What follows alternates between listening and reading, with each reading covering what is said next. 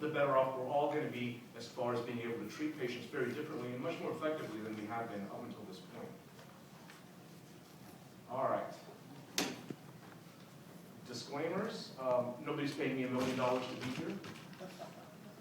I'm actually assistant clinical professor of cardiology at Nova Southeastern in Florida, and I'm a clinical instructor of cardiology, or professor of cardiology at Edison State University.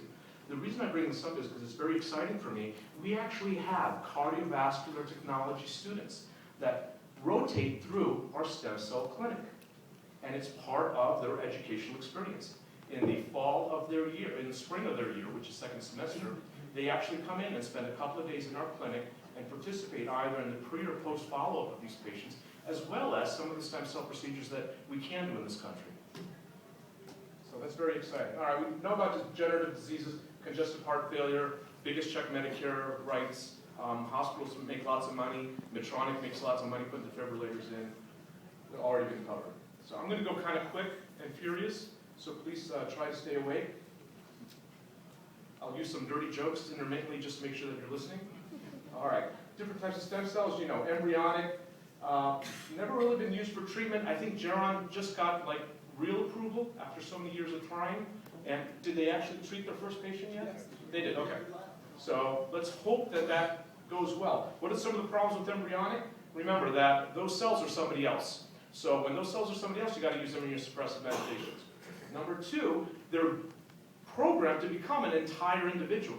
So how do we use cells that want to become a whole human being and put them into, you know, your spine? What happens? You grow lots of tumors. And that's what happened to their lab rats. And that's why Geron had so many years of trying to convince the FDA that it would be safe to use embryonic stem cells in humans. How did they get around that? They ended up maturing the cells. So they went from early embryonic cells to almost neuronal cells. They matured them using growth factors. What happened? We lose the regenerative powers of those cells, theoretically. Let's see what Geron comes up with. I hope it's good. And obviously the controversy.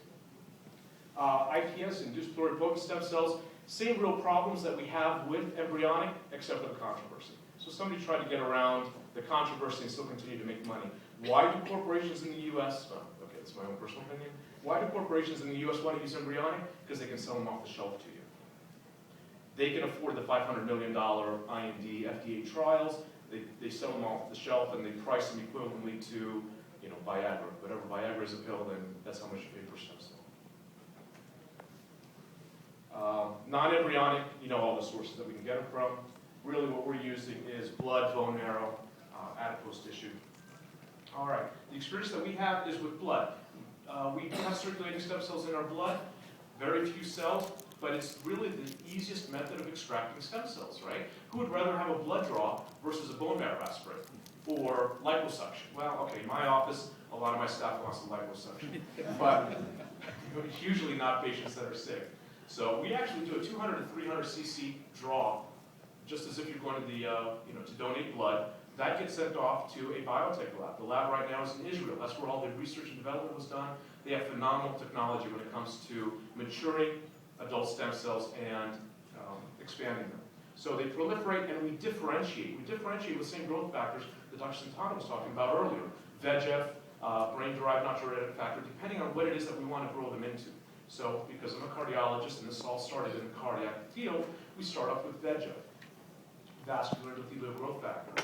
The interesting thing is that we end up with a subpopulation of stem cells that not only have basic CD34 cells in it, but they also have cells that are almost endothelial-like, blood vessel-like. So we have a whole spectrum of these cells. The nice thing is that these cells actually secrete cytokines and interleukins.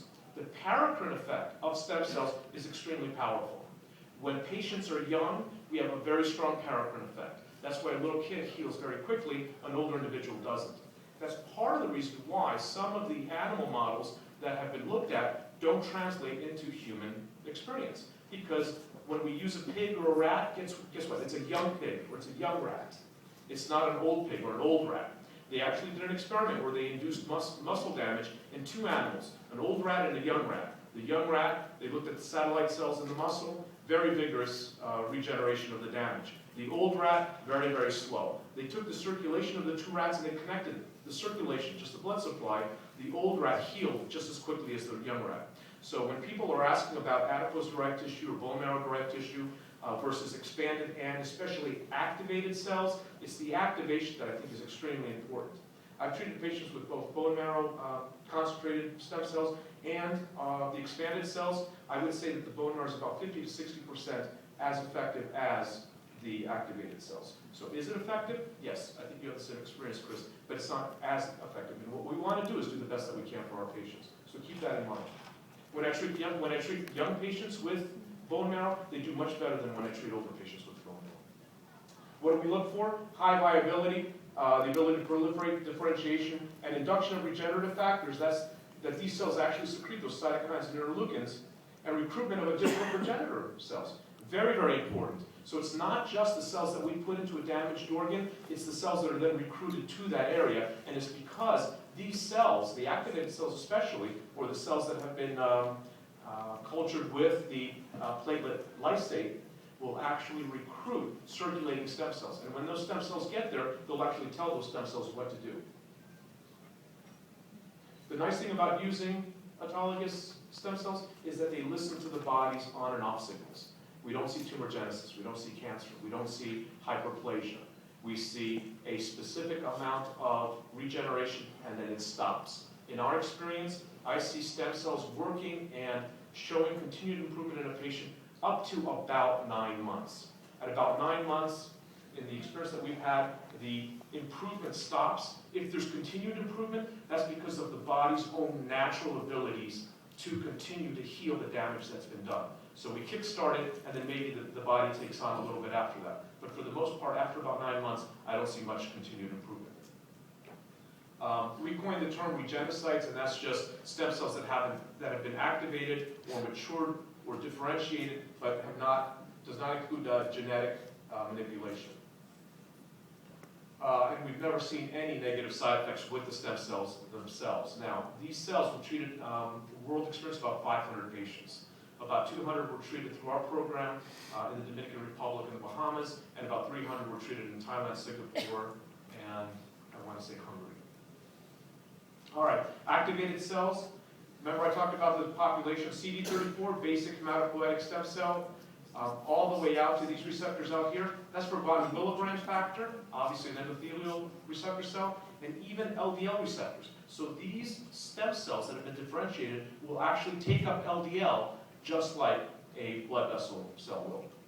And this is all done under flow cytometry and immunofluorescence. All right, let's compare these activated cells to standard CD34 cells that have not been activated. Interleukin 8, about 10,000 times. What does interleukin 8 do? It recruits other circulating stem cells. So the paracrine effect, the ability to recruit other cells to help with the regeneration of damage, is huge. That's why it's either activated cells or young patients. And if you can, that's really your best combination.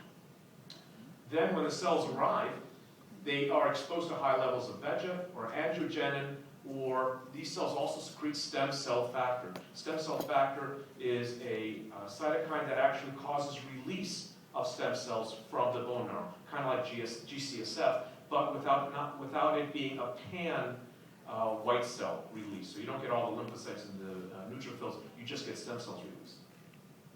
All right, somebody asked about criteria for these stem cells. The FDA actually has regulation for utilizing cell products. So when we use these stem cells, we make sure that we have an adequate number, and in our lab it's 1.5 million. They have to be sterile. There has to be endotoxin negative, mycoplasma negative. They also are gram stained, so we know there's no anything visible under a microscope. High viability, morphology. The cells actually have to look like what we want them to. Right? Stem cells are what? Big mononuclear cells when they start off. What are they after they've been differentiated? Well, if they're endothelial cells, they're these spindle-shaped cells. And then we also put them through flow cytometry looking for surface markers. And what I don't have on here is we'll actually do an ELISA on them and look for interleukin 8 production. So if they're not robust cells, if they're not producing those high levels of cytokines and interleukins, we can choose not to use them. They don't meet our criteria, because remember, that's important. This was actually published, British Journal of Hematology, 2006. It's how we derive the stem cells what growth factors are used to push these along the cell lines. We can grow vascular cells right now, cardiac myocyte cells